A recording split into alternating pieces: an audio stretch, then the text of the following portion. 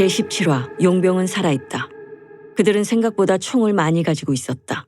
아프리카 민병대들처럼 개조한 SUV 트럭과 지프가 무리들 뒤에 버티고 있었다. 네, 제가 김하필... 네가 변종들을 만들고 있다며? 연구소 안에서. 변종? 하필은 눈을 동그랗게 뜨고 그 말이 무슨 뜻인지 생각했다. 오늘부터는 좀 특이한 음식을 먹고 있긴 하지만... 하필은 그 음식이 쥐사료를 새로운 양념과 버무려 만든 신종 쿠키 같은 거라는 말은 하지 않았다. 듣던 대로 간이 배 밖에서 춤을 추는구나. 너 지금 나한테 반말하고 있지? 내가 오늘 너의 배를 갈라 안에 뭐가 들어있는지를 봐야겠구나. 하필은 저 대장 같은 사람이 사극을 찍다가 온 엑스트라 단역일지도 모른다고 생각했다. 그러기 전에 저는 서로가 좋은 방법을 찾아보는 게 어떨까 싶은데... 하필의 말이 끝나기 전에 누군가가 하필을 조준했다. 바로 발사할 것 같아서 결국 하필은 말을 높였다. 우린 거래 같은 거 안 해. 그냥 너랑 쟤랑 괴롭히다가 죽여버릴 거야. 죽기 전에 노래나 한번 불러봐라. 하필은 가장 못하는 게 노래였다. 자기도 모르게 깊은 한숨이 나왔다. 노래는 할 수 없고 대신 필요한 약을 좀 드리려고 합니다. 긴장했다. 말을 또 더듬는다. 이제 하필은 마음속 말까지 더듬었다. 근데 쟤는 누구냐? 대장은 하필 뒤에 서 있는 창우를 봤다. 창우는 그제서야 외면하던 시선을 대장 쪽으로 옮겼다. 창우는 자기도 모르게 고개를 숙였다. 대장은 웃음이 터졌다. 야, 김하필이. 넌 어디서 저렇게 약해 빠진 놈을 데리고 이 험한 데를 왔냐? 저렇게 생겨가지고. 대장이 결국 창우의 영린을 건드리고 말았다. 창우는 대장의 말이 끝나기도 전에 들고 있던 송곳을 밖으로 빼고 순식간에 하필을 지나쳐 대장 쪽으로 달려갔다. 저들은 마치 창우가 대장 앞으로 와서 바로 넙죽절을 올리려고 그러는 줄 알았다. 이미 창우는 대장이 앉아있는 SUV 트럭 바로 앞까지 도착했는데 이미 총을 들고 있던 두 명이 목에서 선혈을 뿜고 있었다. 총알이 발사됐다. 벽에 있는 금속 파이프를 맞추고 쇳소리와 함께 불꽃이 튀었다. 순간 대열이 흐트러지며 겁먹은 쫄보들이 비명을 질렀다. 창우는 대장의 콜트 권총을 빼서 허벅지에 2발, 오른손에 1발을 발사했다. 대장의 비명은 유난히 길고 컸다. 대장은 바지에 똥을 싸고 말았다. 똥과 피가 동시에 차 밖으로 튀어나와 비틀거리는 대장의 바지를 물들이고 있었다. 이미 창우는 총을 가진 이들의 손목에 한 방씩 총알을 받고 있었다. 하필은 모퉁이에 숨어 이 광경을 바라보고 있었다. 창우는 얼굴에 검붉은 피가 튀어 방금 지옥에서 뛰쳐나온 악마 같았다. 이미 전세는 창우 쪽으로 기울었다. 그 사이 하필은 무리들 속에서 납치된 하필 쪽 사람을 찾고 있었다. 저기... 총 내놔. 창우를 겨누고 있던 놈이 총을 거꾸로 돌려서 주는 예의까지 보였다. 창우는 순식간에 10대 명에게 죽지 않을 만큼의 상처를 입히고 빼앗은 총을 모두 공중에 격발했다. 창우는 총들을 순식간에 분해해 노릿의 뭉치를 빼고 모두 차 앞으로 던져버리고 송곳으로 타이어에 구멍을 냈다. 차들이 기우뚱하며 주저앉았다. 겁먹은 패거리들은 모두 창우의 원맨쇼를 보느라 그 자리에 한 걸음도 움직이지 못했다. 모두 옷 벗어.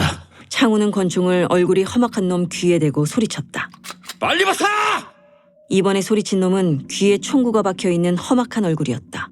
하필은 자기도 모르게 창우를 따라 옷을 벗으라고 소리를 치고 싶었지만 창우가 왜 옷을 벗으라고 하는지를 몰랐기 때문에 창우가 하는 것을 그냥 바라봤다. 미군 특전사 출신의 용병 2명은 망원경으로 창우의 원맨쇼를 감상하면서 조용히 창우의 목에 총신을 겨눴다. 그중 스티브라고 하는 놈은 망원경에 누나를 쳐봤고 와우, 죽여주네 저 자식. Great. 를 외치며 추임새를 넣고 있었다. 어느새 패거리들은 속옷만 입은 채 SUV 트럭 짐칸에 벗은 옷들을 던졌다. 창우는 차 주유구에 옷을 말아서 넣고 기름이 닿을 때까지 총구로 쑤신 다음 라이터를 찾았다. 창우가 하필에게 다가왔다. 옷을 벗은 놈들은 모두 어색함에 어쩔 줄 몰라 했다. 이 광경을 구경하러 주변에서 사람들이 나오기 시작했다. 하필 아저씨, 라이터 있죠? 혹시 저 사람도 태우려고? 네, 니요? 하필에게 라이터를 받은 창우가 차에 불을 붙였다. 검은색 연기와 함께 폭발음이 귀를 찢을 듯했다. 창우는 다른 패거리들에게도 경고를 하고 있었다. 하필의 밑에는 엄청난 인간병기가 있으니 건드릴 생각을 하지 말아라. 하필은 창우가 잔인하기도 했지만 멋져 보이기도 했다. 창우는 다친 사람들을 줄을 세웠다. 하필의 부탁이었다. 하필은 경상을 입은 사람들에게는 항생제 연고와 해열제를 주고 상처를 소독해줬다. 목에 송곳이 찔린 사람들은 창우가 직접 지혈을 해줬다. 마치 한의학 고수가 사람의 혀를 찾아 누르는 것 같았다. 그런 건 어디서 배운 걸까? 하필이 창우에게 물었다. 창우는 자신이 북파공작원 시절 북한에서 알게 된 동양의학의 구루가 자신에게 전수해줬다고 했다. 이런 고수가 나에게 당했으니 자존심이 상했겠군. 하필은 창우에게 말했다. 그날 내가 반칙을 써서 네가 진 거니까 그건 잊어버려요. 창우는 씩 웃으며 가지고 있던 권총을 하필에게 건넸다. 부탁이 있는데 창우는 말해보라는 듯 하필을 쳐다봤다. 혹시 저 똥싼 대장을 데려가서 치료해줘도 될까? 대장은 계속 신음하며 주변에 도움을 구했지만 이미 그에게 당한 것이 있는지 아무도 그를 도와주지 않았다. 대열은 흩어졌고 차에 붙은 불길도 사그라들었다. 창우는 패거리들에게 훈계에 가까운 겁을 줬다. 그리고 하필에게 다가왔다. 난 여기서 갈게요. 잘만 하면 원래의 생활로 돌아갈 수 있을 것 같으니까. 하필은 창우에게 금리를 보여주며 씩 웃었다. 굿 럭키. 창우는 거의 뛰다시피 아까 헬기가 내린 곳을 향해 달려갔다. 한국계 미국인 2명은 아주 빠른 속도로 작전을 전개했다. 우려온 건물 전체를 수색하는데 1시간 반, 그리고 곧 연구동 건물 수색이 끝난다. 그들에게 하달된 미션은 아주 단순했다.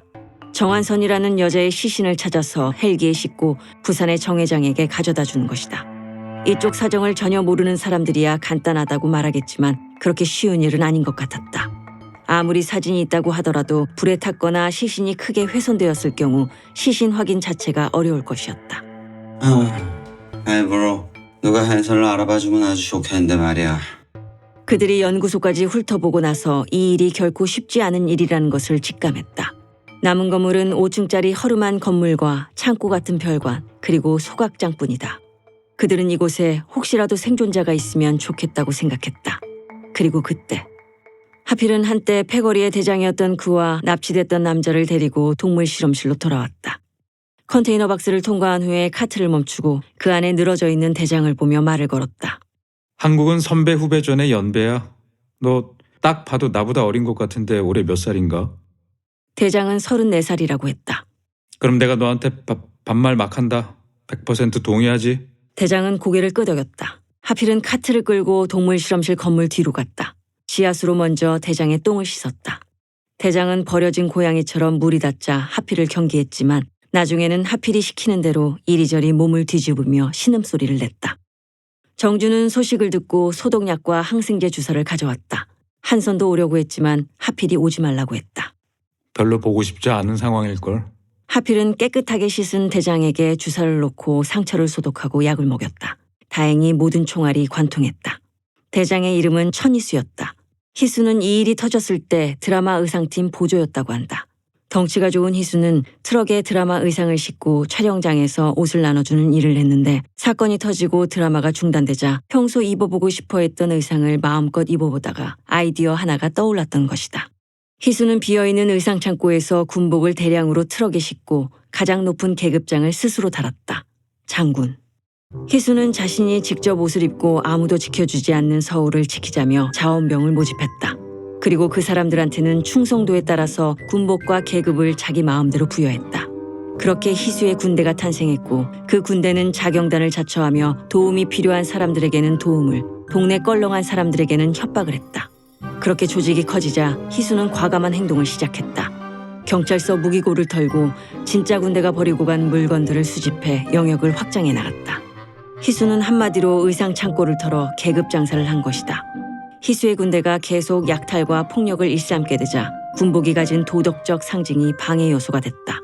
결국 희수는 다른 의상을 꺼냈다. 이 옷 저 옷을 조합해 세기말적 분위기에 걸맞는 새로운 무리를 결성하고 멜 깁슨 영화 매드맥스에 나오는 아포칼립스 폭력 집단으로 변해간 것이다. 그 대장 노릇은 창우의 한 방에 끝이 나고 지금은 총상을 입고 누워있는 신세가 됐다. 하필은 희수에게 자신이 만든 수제 쿠키와 토마토 스프를 주었다. 씹을 수는 있지? 감사합니다, 형님. 그때였다. 하필의 뒤를 본 희수의 눈이 커졌다. 손들어. 하필은 손을 들고 돌아봤다. 미군 용병들이 처음 보는 커다란 기관총을 하필의 머리에 댔다. 한선이란 여자를 찾고 있다. 하필은 한선이 제발 도망치고 있기를 바랐다. 그리고 그 순간 한선은 정준과 함께 동물 실험실 환풍구에 숨어 그 상황을 지켜보고 있었다.